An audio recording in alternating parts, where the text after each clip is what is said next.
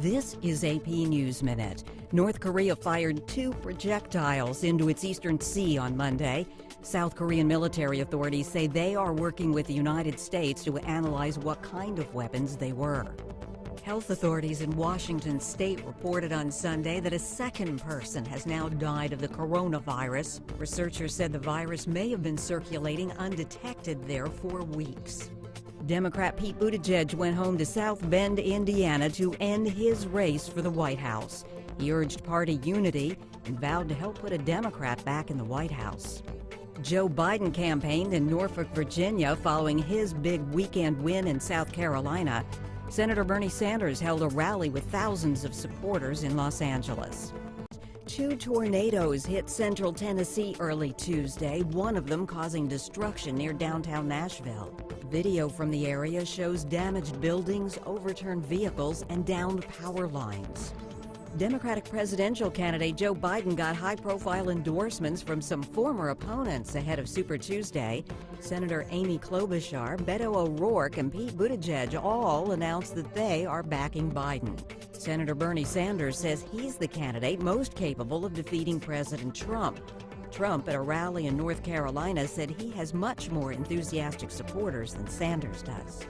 The number of coronavirus cases in the United States has gone past 100, with cases in at least 11 states. President Trump met with pharmaceutical executives to discuss how to speed up the search for a vaccine. It was a triumphant Super Tuesday for Democratic presidential candidate Joe Biden. The former vice president won at least 9 states, including a narrow victory over Senator Bernie Sanders in Texas. Senator Elizabeth Warren finished in 3rd place in her home state of Massachusetts.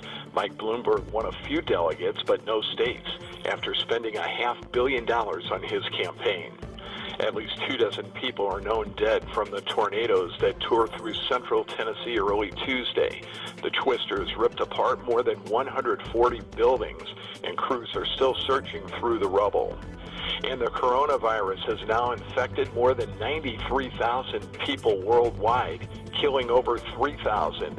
It has appeared in more than 70 countries, with Ukraine and Morocco reporting their first cases. At least 11 deaths in the United States are now blamed on the coronavirus, mostly in Washington state. One elderly person died in Northern California after returning from a San Francisco to Mexico cruise.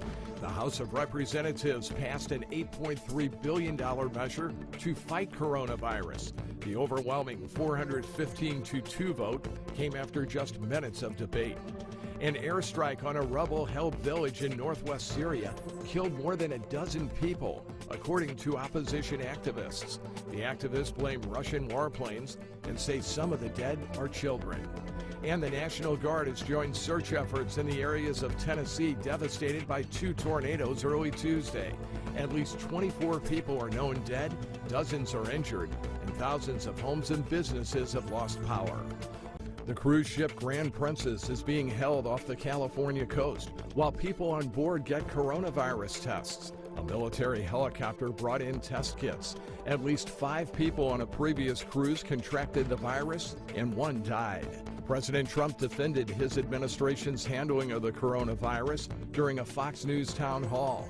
He also answered questions about topics including immigration, healthcare, and federal regulations. The Secret Service says none of the Democrats running for president has asked for protection.